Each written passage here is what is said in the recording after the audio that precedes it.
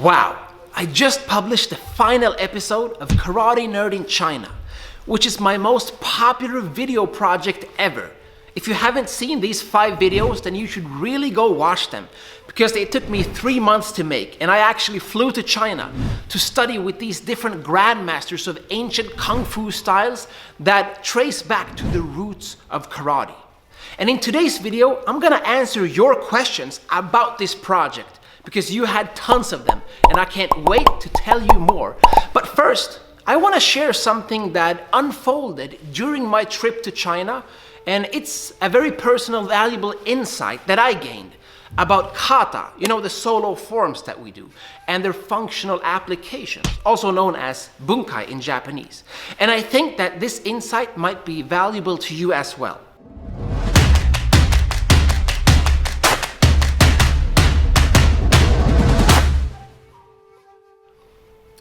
So we have tons of solo movements that we do in karate all the time, and some of them look very strange or different from each other. Like we could have this move, or this move, or this move, and usually we don't really know exactly what they mean. We just repeat what our instructor tells us, and then in a few years we will teach it to somebody else, and the circle continues. So whenever you ask an instructor to explain the meaning of a movement, they will usually not give you a clear answer, because there are many meanings of a movement.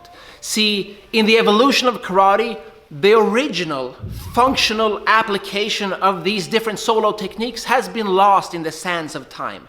So usually you will hear something like, oh, this move could mean this, this, or this, or that move could mean one of 5 different things. Because we don't really know, right? So in karate, you usually hear that one solo move has many functional applications, or bunkai. Well, not really. You see, I think we put the cart before the horse in the karate world, because something that I discovered when I went to China was the exact opposite. Let me explain. So imagine we have a technique where I grab somebody's arm and then I smack them in the groin with my other hand. This is something that might happen in a self-defense situation, okay? It could be against a push or a punch or a grab, or just some stand-up grappling, doesn't really matter. The point is just that I'm grabbing somebody's arm and I'm smacking them in the groin with my other arm. Now this is a self-defense template. It is a 2-person exercise or technique, right? However, when it comes to the solo expression of this technique, it might look wildly different depending on who you are. One person might do it the way that they would sink down and close their hands because they want to come under the arm and smack the groin, while another person might want to twist their hips a little bit more and then express it with open hands. Already, it looks like 2 different kata, but it's the exact same movement, just expressed differently in its solo form. But better yet, another person might want to do it with closed hands and sink into the technique, or another person might want to have open hands and drop down, or have closed hands and twist away. Again, it's the exact same technique, but it looks completely different, meaning it's not that one solo technique has multiple bunkai. It is the opposite. One bunkai has multiple solo expressions. Now, you might be asking yourself, Jesse, how did this happen? Well, there are many reasons.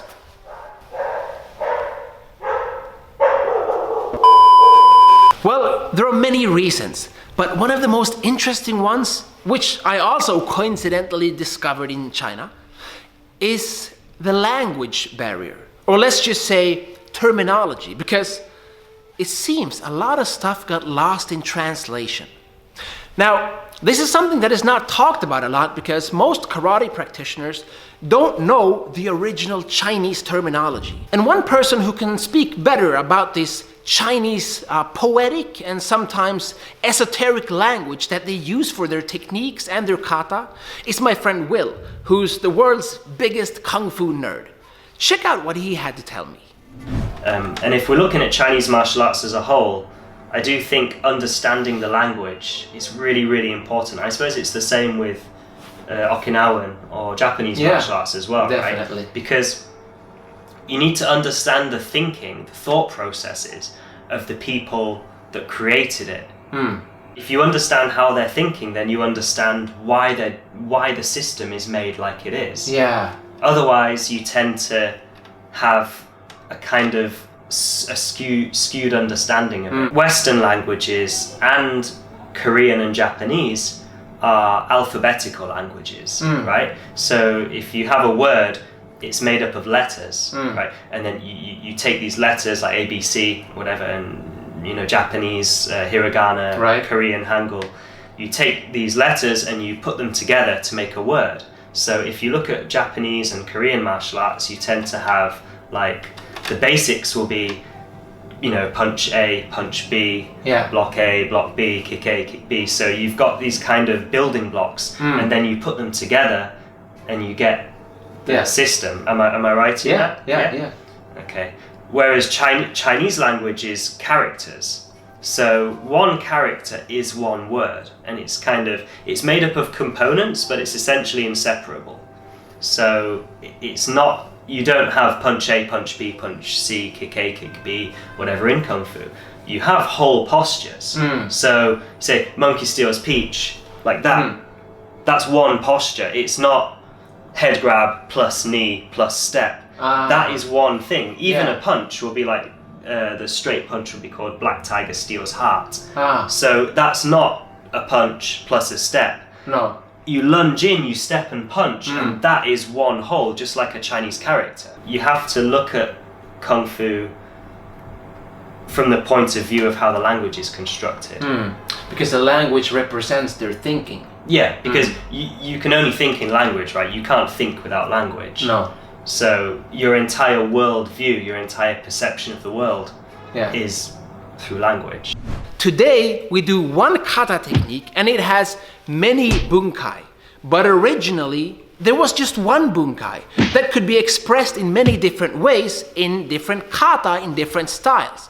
And the reason this shift happened might be because of the language shift that also happened once these techniques were transferred from China to Okinawa, to mainland Japan, and then to the rest of the world. We became further and further removed from the original terminology, which is key to communication, which is key to understanding. I mean, we have this example everywhere when it comes to just the last step between Japanese language and English, like the word for blocking, which of course is uke in Japanese, but uke doesn't mean block, it means to receive, which is the complete opposite. And that was just one step back. What if we go back to the Okinawan language or to the Chinese language? Imagine how much got lost in translation. As somebody who loves karate and language and just understanding in general, I found this insight very fascinating. But I learned a lot more in my China trip too. And I want to give you guys the opportunity now to ask me your questions. I'm gonna answer some of the most common ones right now. Okay, question number 1.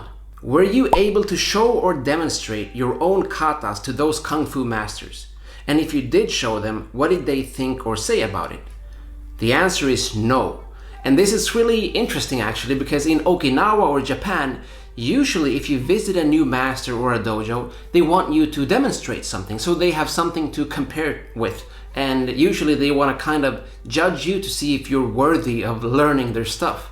But in China, nobody asked me to show anything at all. It's like they didn't really care.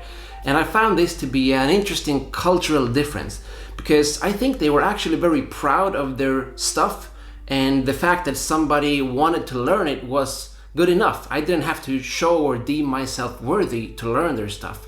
They openly shared it with me, and that was actually quite surprising and relieving. No, actually I did show one kata to Alex, my local guide over there, because we were at my hotel room having some tea one evening, and he was so curious to see what our karate looked like, right? Because he didn't have any real experience with it.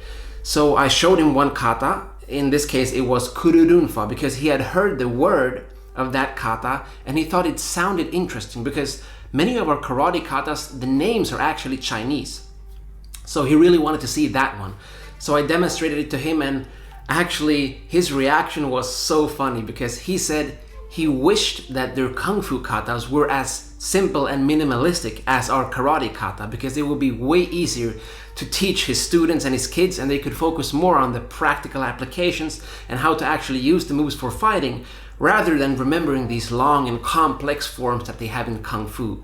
So that was actually also a surprise. Hi Jesse-san, awesome series. In your China karate adventure, did you find any forms that resemble Naihanshi? Thank you. So for those of you who don't know, Naihanshi is considered one of the oldest kata in Okinawa. And in other styles like Shotokan, it has different names. It's called Tekki over there. And there are 3 of them: Naihanshin or Tekki, Shodan, Nidan, and Sandan. But many people think that there was just one original form that later got split up.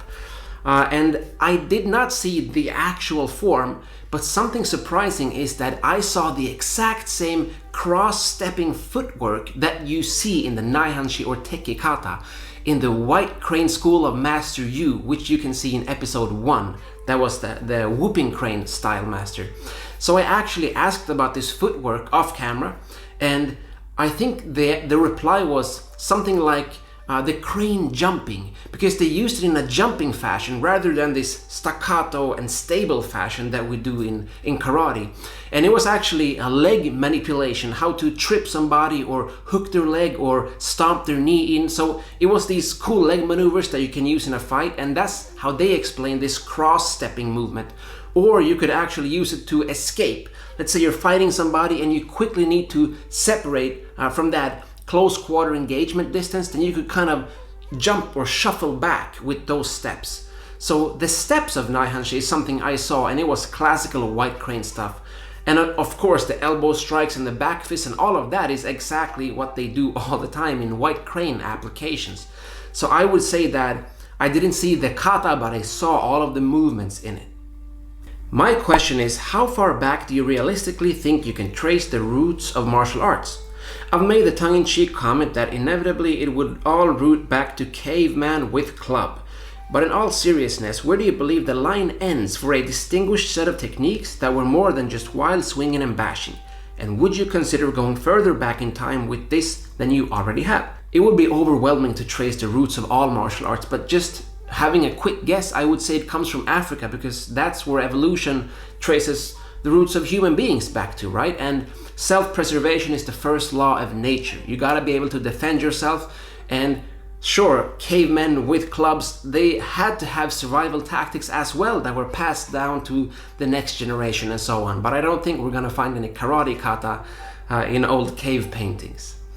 But for the roots of karate, I believe that you could go a little bit further back from China, because there is some evidence or speculation, depending on who you ask, that this Indian monk who came to the Shaolin temple brought with him a set of practices. Now, whether these were martial arts or more health focused in nature is another question. But for sure, there is a reason many dojos in Okinawa have a photo of, or sorry, not a photo, they didn't have cameras, but an illustration of this guy, Bodhidharma, on the walls of their dojos, because he was the founder of the Shaolin temple, or at least that's where he came and made it famous. And so there may be something there, going back to the roots, maybe all the way back to India. Jesse, I have a question. In one of the episodes, you said something like, I didn't come here to learn Kung Fu, I came to learn about karate. But wouldn't it be true to say that if you do learn White Crane Kung Fu, you would be very much deepening your knowledge of karate anyway? Yes, of course, and that is what I meant. I want to learn more about the styles of Kung Fu that help my karate. This is why I learn many different kinds of martial arts in my travels. Not because I want to learn those martial arts, but because I want to improve my own martial art.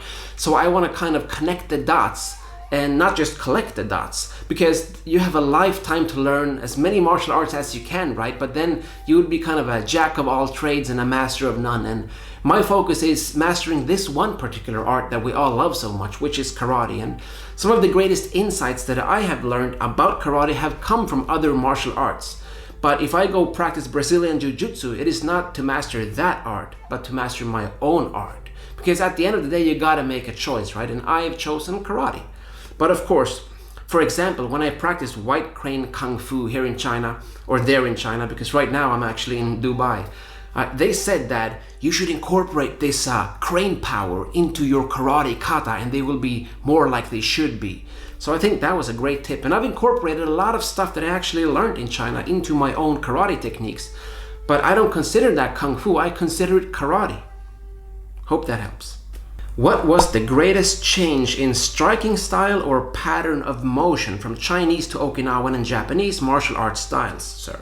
Well, speaking of karate right now, and not any other martial arts, because there were other Chinese arts that came to mainland Japan and influenced jujutsu and stuff as well. But the greatest change that I've seen is the complexity of these Chinese forms that I saw. For example, let's take a karate kata like Nippai Po. In episode 1 of Karate Nerd in China, you saw Neipai, which is the original form. And as you could see, it is way more complex, right?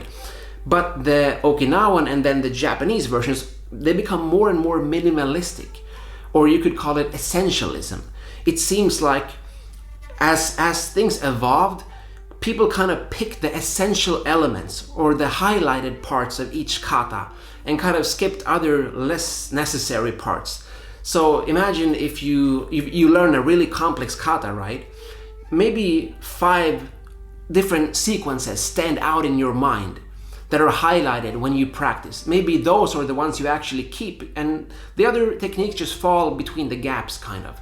And this is a natural process of any learning experience, I think. So that's what I see when I see how things have changed in the patterns and motions throughout history.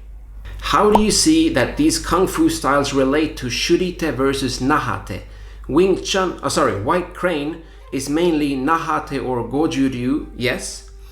That is correct. So White Crane is mainly the nahate, goju-ryu, uechi-ryu type styles, and the Insen Shop or Southern Shaolin boxing is mainly the shurite or the Shotokan, for example, and those other styles. And these are the 2 main streams of martial arts that were passed from China to Okinawa.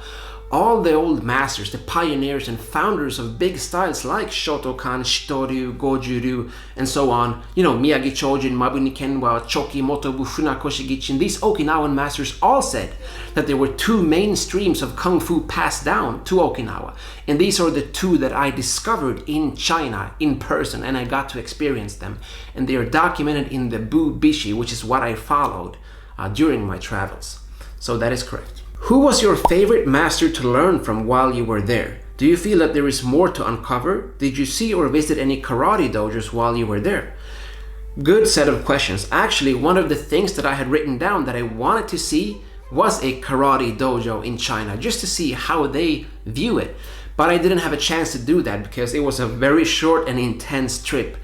I left my hotel each morning, and then I was out all day just doing these kung fu things, and then I came back in the evening, I unloaded my memory card and started sorting my files and backing up everything and charging all my batteries and stuff. Then I just had to sleep and do the same thing the next day, so I didn't have any time for a lot of stuff that I wanted to do, so I could definitely go back and uncover more things, I believe, including karate schools. And who was my favorite master? Well, first impressions last, as they say, and I think that Master Yu, who was featured in episode 1, was somebody who I would say was my favorite. Plus his wife also made really good food, because there was a lot of stuff that I didn't get to film, including a dinner with him. So I would have to say Master Yu. What will your follow-up series be? I recommend going to Korea and learning the origins of Korean styles like Taekwondo and Tang So Do. Either that or the origins of Kyokushin. Well, actually, the origins of Kyokushin, Taekwondo, and Tang So Do, that's exactly what I discovered in China, because if you look back in history, these styles come from karate in Okinawa and so on, right? But regarding a follow-up series, I have some ideas, but I don't want to reveal them right now, because then, would it be a surprise if I told you, right? Apart from the obvious reasons for the trip, which captivated you in China? The obvious reason for my trip was to uncover the roots in China of karate, something I've been wanting to do since I was a kid. I've been speaking to my mom about this since I was like 7 years old, wanting to go to Shaolin and all of that. But the reason that it actually happened was because I had this 1 month gap in my calendar where I didn't have any real trips planned, and suddenly I just remembered this idea that I've had since I was a kid. And so it happened. How are the usages of the dantian, center of gravity, or chi in Kung Fu different from karate? For those who don't know, we call this tanden in Japanese, and it's basically your center of gravity and where they say that your energy or your chi is stored in the body. And I think that it was pretty much the same. The only difference is that each master I practiced with in China always continuously said that everything starts in your dantian. But in karate, we usually say that you should use your hips or some other terminology, right? It's not emphasized as much as it is in Kung Fu. So I think that they actually highlight the importance of your dantian or tanden much more in Kung Fu than in karate, but the way you use it is not any different. In the episode at the Southern Shaolin Temple, the monk said to snap your shoulder forward, then back at the end of a strike. What's the purpose of doing this? Good observation. That's one bonus karate nerd point for you. Well, for the same reason you would snap, let's say, a kick, right? You can either kick through, like they do in Thai boxing, for example. Imagine a roundhouse kick that goes straight through, like a baseball bat. Or you could snap it back like a whip or a chain. These are the two methods of power generation, right? One requires relaxation and speed, and the other requires using your center of gravity and your mass to strike through. So it's just a way of biomechanics, right? And this is how they do it in White Crane, the snapping kind of power. The other kind of power is incense shop boxing, the Southern Shaolin style. So these are like the two main ways of using your body that then were fused into karate, which is why different karate styles generate power differently. But both are present, just in different styles. What is your opinion about the karate bunkai and Chinese bunkai? Which one do you prefer? Well, of course, I prefer the original because that's the way it's meant to be. Like when I saw these two-person exercises and self-defense stuff they did in China, I recognized so many karate kata immediately, and hopefully you did too when you started watching the videos. And I would rather have that than some kind of afterthought, which is a lot of what we experience today when we try to reverse engineer and kind of reimagine how these techniques could have been used, right? Do you think karate could benefit from some soft and flexible aspects of Chinese martial arts that allow them to feel the structure and attacking power of the opponent and also leads to a kind of mental softness and flexibility? Yes, this is super important. This is why many karate practitioners start cross-training in more softer arts, like let's say Aikido or Jiu-Jitsu or something, because you need both sides of the coin, right? You can't just be super stiff and strong all the time because then that's not practical. So we could definitely benefit from that. And the mind and the body is also two sides of the same coin. So when you learn how to develop that softness in your body, then your mind becomes also more adaptable, which is super important for a real fight that is chaotic and unpredictable. And you need that adaptability because you never know what you're gonna face. And if you're set and fixed in your mind and your body, then it's not gonna go well. Okay, next question. Let me just type. Moving on. So, next question.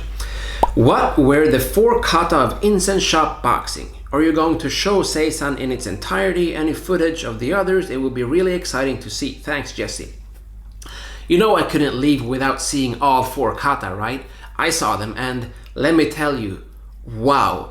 The final last 4th kata of these 4 in the Bubishi that are the backbone of incense shop boxing. The last one is, let me just say how they told me it was pronounced.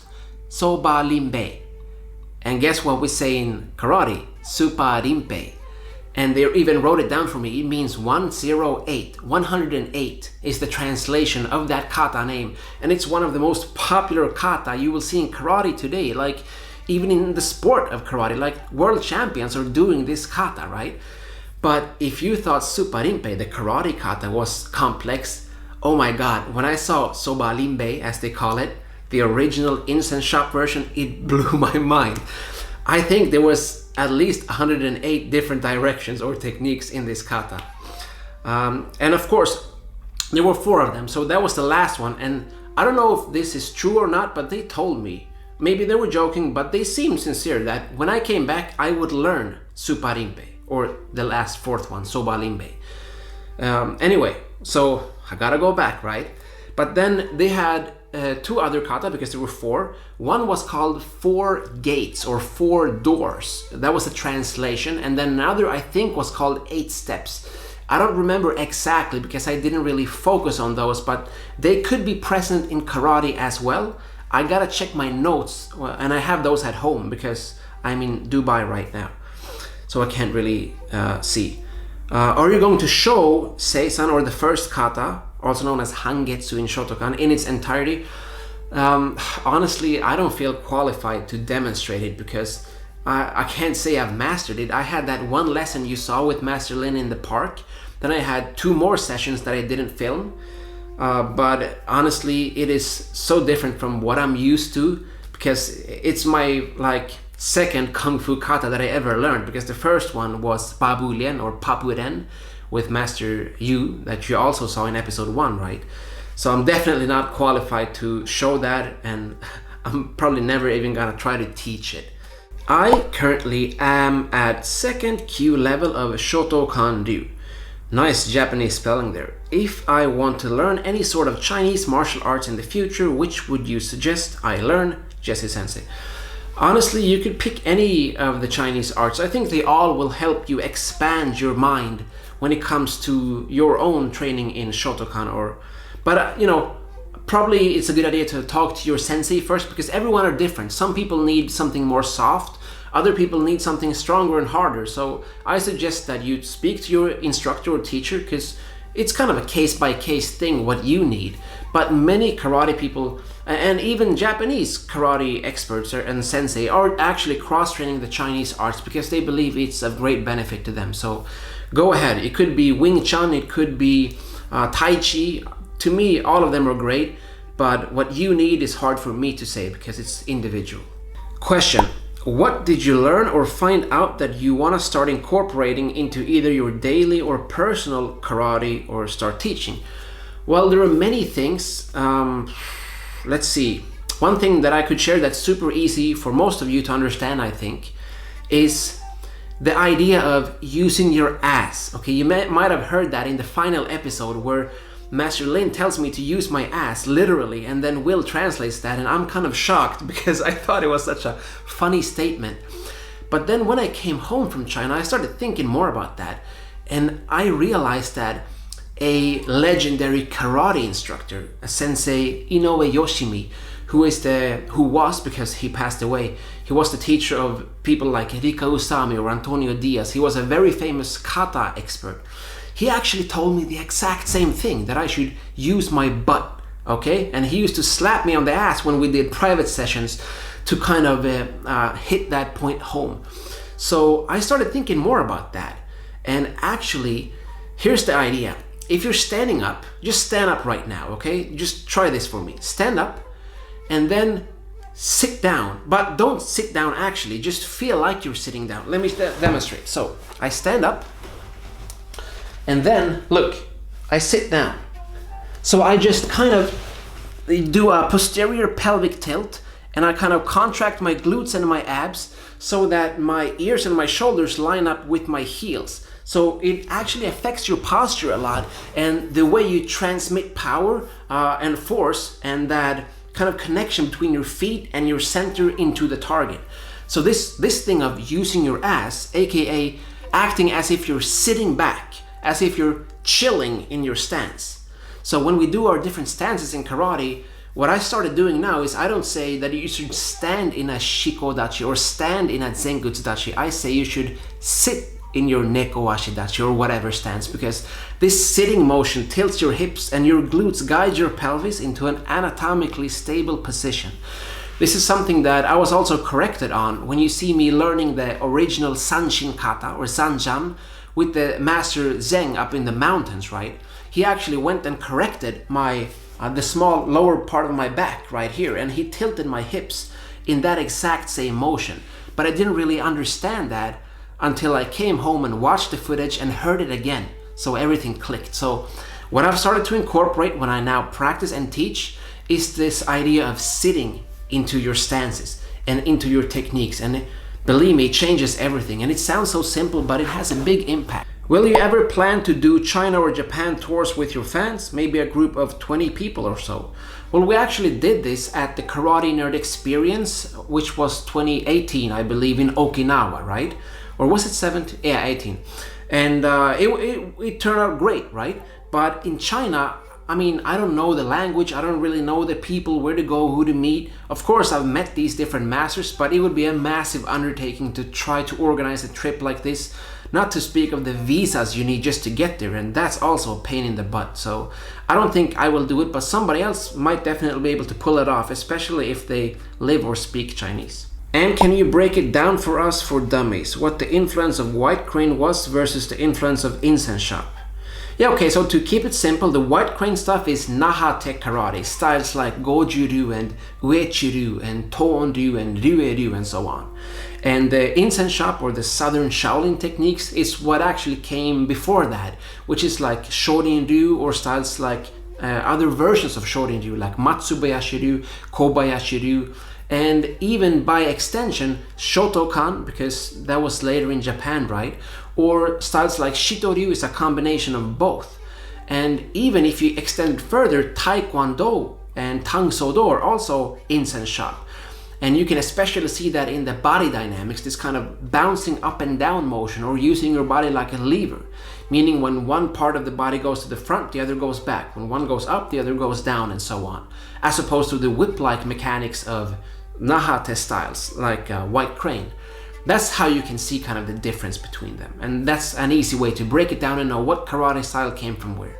And that's it. Thank you so much for supporting my work and my crazy projects. It means a lot because I couldn't do this without you.